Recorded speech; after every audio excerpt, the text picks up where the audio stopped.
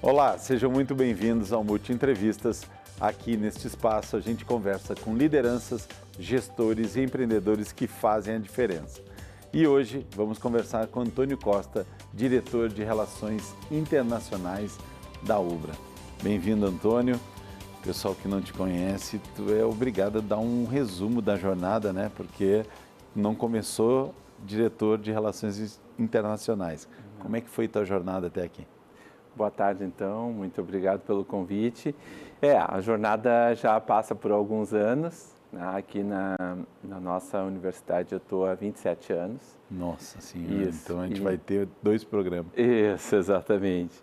E ingressei como professor no ensino superior. A minha formação inicial é letras, é formação em inglês, né?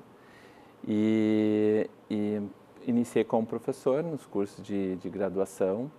E essa é uma área que percorre muitos cursos na formação profissional, né? Mas prioritariamente inglês, no curso de letras.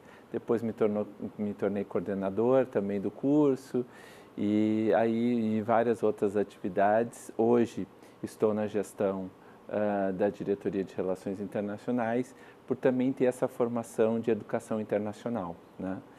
E faço essa gestão dessa diretoria, que é uma diretoria que está a serviço de todos os cursos de graduação e pós-graduação da nossa universidade. Ela não é um curso de relações internacionais, mas sim é uma diretoria que está a serviço de todos os alunos. A formação é uma questão de qualificação da carreira profissional desses alunos através das ações que a Diretoria de Relações Internacionais possibilita para os alunos, professores também. Na verdade, a diretoria ela faz a administração do projeto de internacionalização da nossa universidade. Que bacana. Então, é o elo de ligação da nossa mantenedora, da universidade, com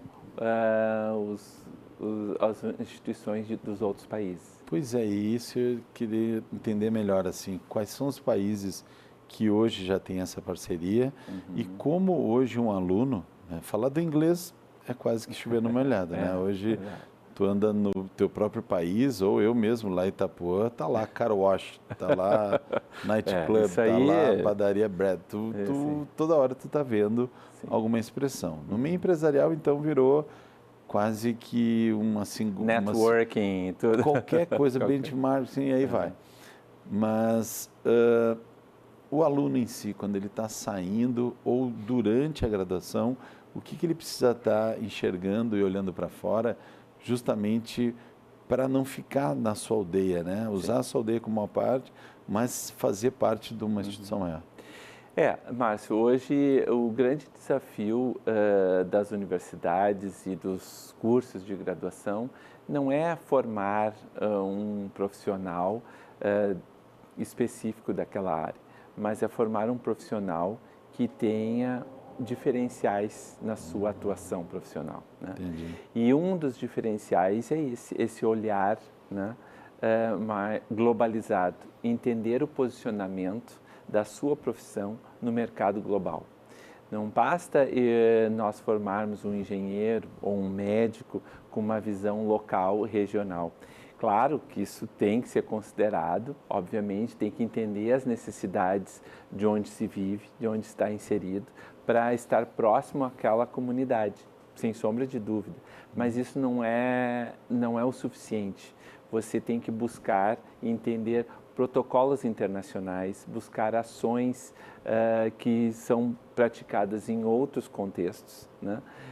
Para com que tu consiga comparar com aqueles que tu foste treinado e que tu vivencia no cotidiano e consiga fazer uma transformação. A Ubra hoje ela possui mais de 50 convênios internacionais em 20 países. Nós estamos chegando na casa dos 54 convênios de cooperação acadêmica com essas instituições em 20 países. Em todos os continentes nós temos alguns países os quais têm convênio com a Ubra. E semestralmente nós enviamos e recebemos alunos. Obviamente que nós mais enviamos do que recebemos. Sim, às vezes quando eu coloco isso, as pessoas ficam um pouco espantadas. Mas por quê? Todo mundo gosta do Brasil, todo mundo quer vir no Brasil. Mas se a gente analisar no contexto Europa,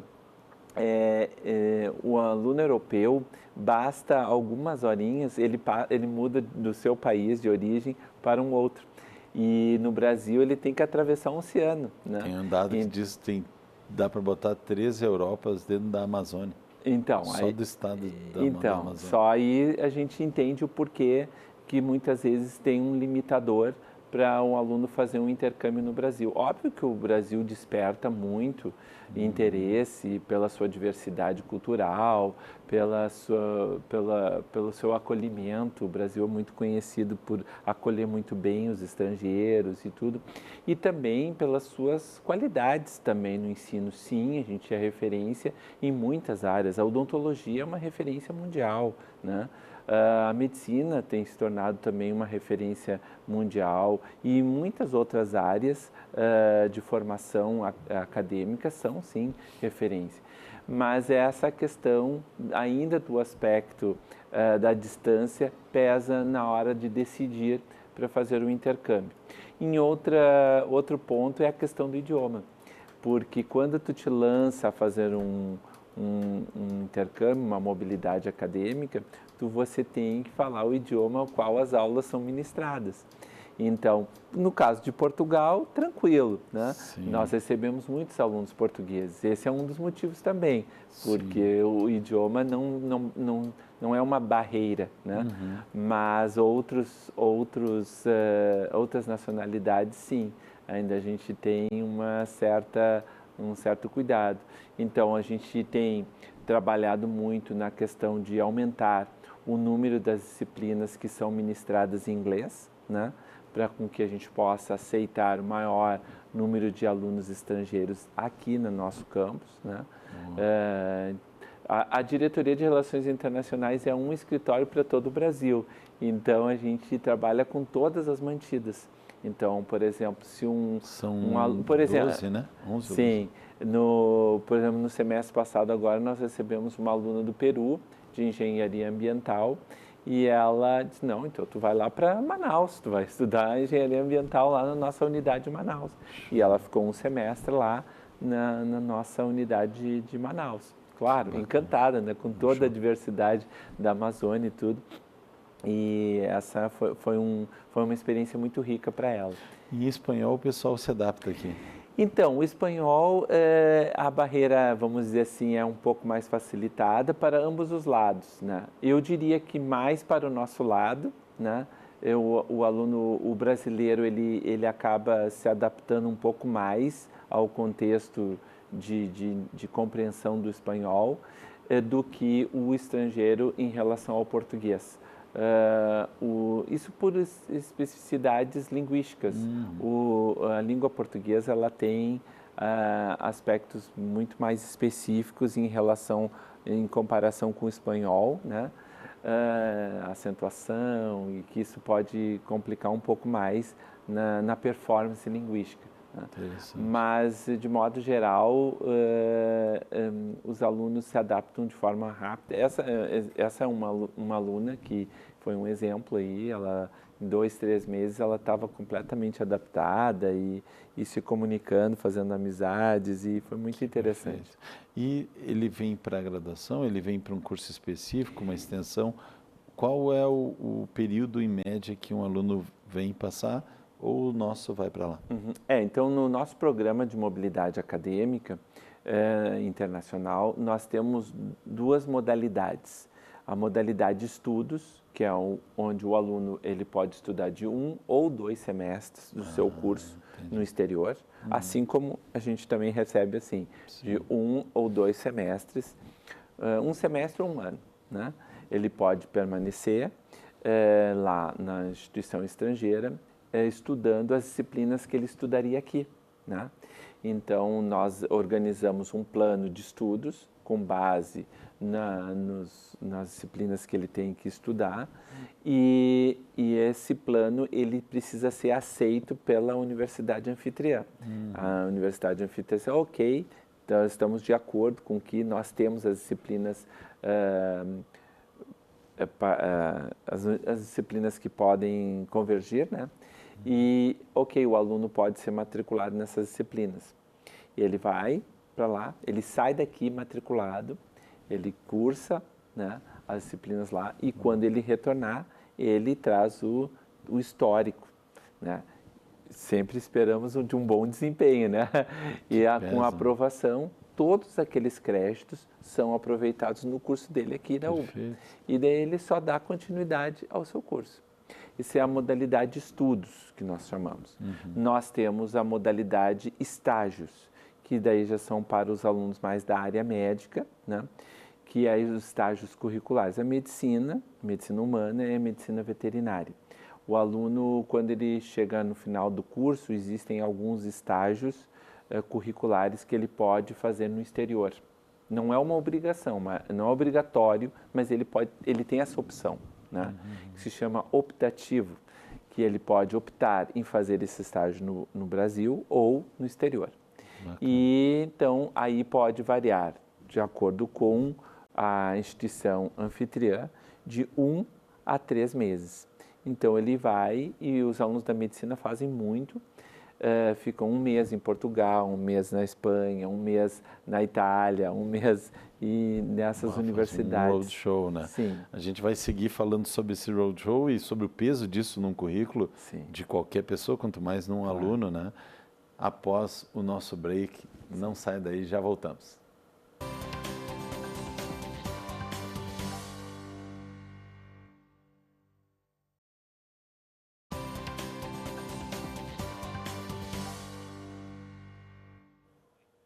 Estamos de volta com o Multi Entrevistas e a gente continua falando com Antônio Costa, diretor de Relações Internacionais da UBA. Antônio, no bloco anterior a gente falou de 20 países, de vários convênios. Quais são os países que mais te chamam a atenção? Por ser fora da curva, tem aqueles que já são parceiros do país, tem outros que talvez já tenham mais facilidade, mas quais são os que são fora da curva? Dentro desses 20 países, assim, um dos que chama a atenção é a Índia, né? Nós temos convênio com uma universidade que é a Top One em tecnologia, é uma universidade que investe muito e nessas parcerias internacionais. Eu diria a China, nós temos um convênio em Beijing, com a Universidade de Beijing, né? Qual que é o curso que vai para lá? Quando nós estabelecemos o convênio, é um convênio marco. Então, é com todas as universidades, com todos os cursos daquela universidade oferece. E vai se viabilizar. Isso. Existem universidades que têm uma administração das relações internacionais um pouco descentralizada.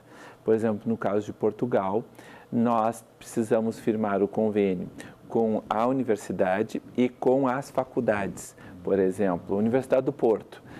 Nós temos um convênio marco com a Universidade do Porto, mas precisamos ter também com a Faculdade de Medicina da Universidade do Porto, com a Faculdade de Direito da Universidade do Porto. Sim, a administração internacional de certas universidades é pelas faculdades, né? Não é como a nossa aqui, que é um escritório para todos. Quando nós firmamos um convênio para todos os nossos cursos, tanto na graduação, pós-graduação, presencial, EAD, todas as possibilidades, né? Na Índia, por exemplo, o pessoal já fala inglês. Sim. Eles têm um projeto muito sólido assim de internacionalização, porque, bom, na Índia existem muitos idiomas, né? E é uma necessidade vital eles elegerem um idioma para a comunicação internacional. E no caso a Índia, né, no caso pela sua história também, né, é o idioma que a maioria das aulas são em inglês, né? E também toda a América Latina nós temos, Argentina, Uruguai. Agora, um mês atrás, firmamos com um novo convênio com a Universidade Católica do Uruguai, que é a UCO, de Montevidéu. mas temos Argentina, Uruguai, Chile, Peru. Peru nós recebemos já várias comissões de alunos e professores. Colômbia. Agora em agosto eu fui convidado como professor para passar uma semana acadêmica na Colômbia, em Bogotá. Eu dei uma semana de aula de inglês. Eu sou professor no curso de medicina, inglês médico. Né? Então eu fui lá trabalhar com inglês médico com os alunos dessa universidade. Porque não basta ser só inglês, né? Tem que ser inglês específico da área. Medicina, porque acho que hoje na medicina não tem mais a opção de não ter inglês. Não, hoje não tem como. O aluno que acha que vai ficar fora dessa, ele não consegue nem pesquisar, porque as fontes de pesquisa são todas, por exemplo, o inglês é a língua da ciência, né?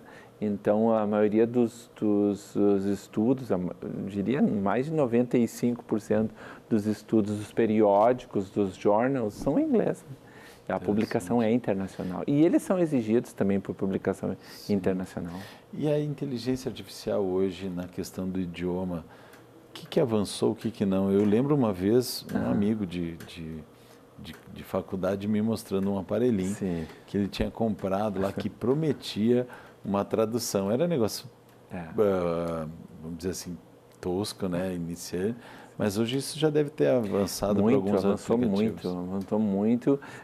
Desde o próprio Google Translator lá, ele melhorou muito, avançou muito, muitas atualizações, mas hoje a gente tem vários equipamentos, né, e principalmente agora com base na inteligência artificial, que você fala e ele já traduz o mesmo simultâneo, né?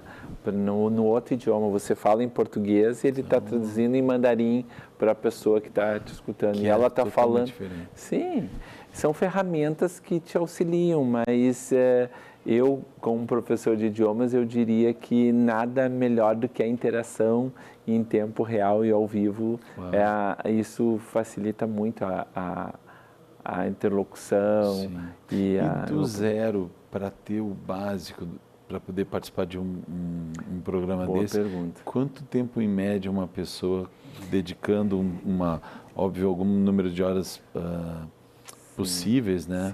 Não vivendo só para isso, dentro de outras atividades, quantas horas e quanto tempo do zero até ter o inglês necessário? Hoje, sabes, Márcio, que a interação com o inglês é praticamente diária, né? Qualquer situação que tu vai fazer de entretenimento, tu vai lá, a plataforma streaming é toda em inglês e o celular, muitas vezes.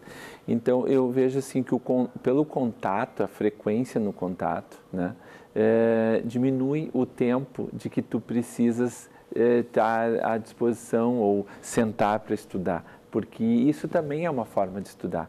Tem uma série de outras formas de contato com o idioma e que vai aprimorar. Mas, por exemplo, os nossos alunos que optam ir para os Estados Unidos, né? Independente da área, eles precisam, as universidades americanas todas exigem exames de proficiência, o TOEFL, né, que são os exames internacionais, que a UBRA é uma universidade conveniada à empresa que administra o TOEFL, né? Nós preparamos os alunos com cursos preparatórios para o exame de proficiência TOEFL e também estimulamos os nossos alunos a realizar o exame. Então, essas universidades, um dos requisitos é solicitar o score nesse exame. Outras universidades, mas na Europa, já não solicitam, não tem esse requisito como essencial, mas sim um exame, uma comprovação numa escala de B1 ou um nível intermediário. Por exemplo, as universidades espanholas, um intermediário é o suficiente para com que o aluno acompanhe muito bem as aulas e tudo, né? Mas nos Estados Unidos, no Canadá, já exigem um conhecimento um pouco mais. Dependendo da área de atuação, então, mais ainda. Por exemplo, se um aluno vai fazer um estágio num hospital americano, ele precisa ter uma fluência no idioma, porque ele vai ter o contato com o paciente, né? Então, chega lá o paciente... É valendo, dizer, não é teoria, é prática. Vai falar dos sintomas, né? Até para ele fazer um diagnóstico, ele tem que dialogar com o paciente, né? Incrível. Eu tenho meu irmão do meio que ficou 6 anos nos Estados Unidos, fez todo o doutorado e o pós-doutorado lá.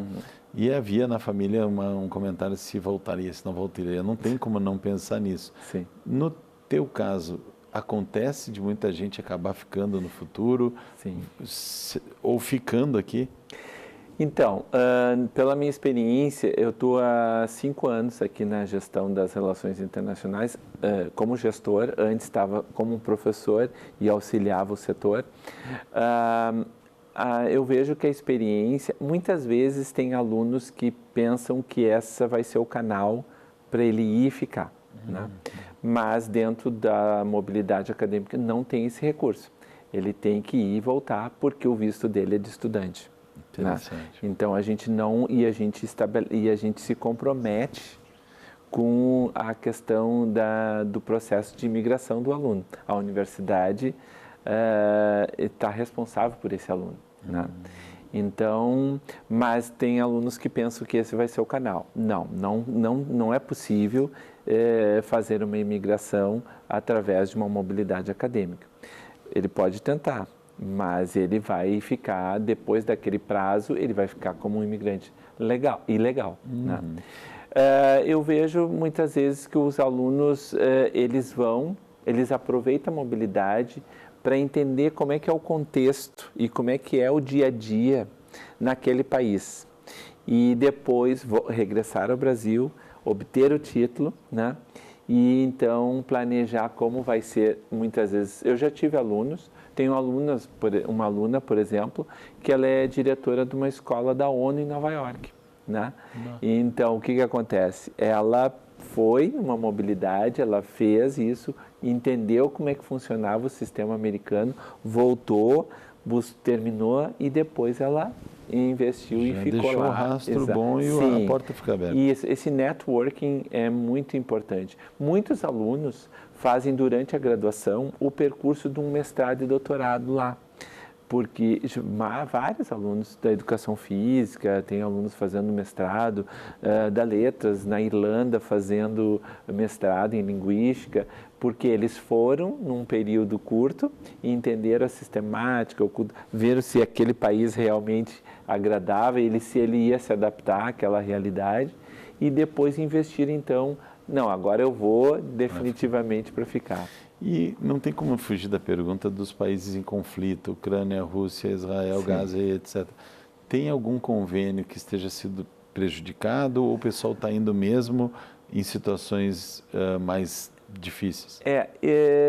Eu diria assim que dos convênios que nós temos, que são 54, a gente não teve nenhum assim convênio prejudicado, porque nenhum é desses países que estão em situações de guerra, assim, até porque são países um pouco mais fechados, por exemplo, a Rússia. Então, eles têm muitos convênios com universidades brasileiras e têm universidades excelentes, mas são convênios muito particulares, assim, muito determinadas áreas, né? Ou porque foram professores que estudaram lá e já estabeleceram esse contato da universidade com essa universidade lá. Eu vejo agora a questão que está mais pesando é a questão dos vistos, né? Principalmente para os Estados Unidos, né? Aqueles alunos que ainda não têm, aumentou o nível de dificuldade para a obtenção dos vistos, né? Essa é a principal situação que eu diria, e é econômica, né? Porque a nossa moeda, infelizmente, ainda estamos num patamar de câmbio bem complicado. Desvantagem, né? Por exemplo, olha o aluno que vai para a Europa, olha a questão da conversão do euro para o real. Pô, imagina. A gente teria muito assunto, mas meia hora literalmente voa, né? Voa. Eu quero te agradecer e deixar essa mensagem até para o aluno que não é, né, um aluno daqui, da UBRA, né, mas que é jovem e quer, literalmente, tem muitos outros programas e muita coisa, é só procurar. Sim. A chance de pegar a mala e conhecer o mundo nunca foi tão fácil. Sim, né? sim. E dentro da Diretoria de Relações Internacionais, nós temos o Centro de Línguas da UBRA, o Club, que está sobre a minha gestão também. Boa. Então, os alunos podem, se não são alunos da UBRA como graduação, podem iniciar através do Centro de Línguas. Baita dica, tá dada a dica do Antônio. Se você gostou desse conteúdo, compartilha com mais pessoas que você sinta que ele pode ajudar. E o Multi Entrevistas fica por aqui hoje e até o próximo programa.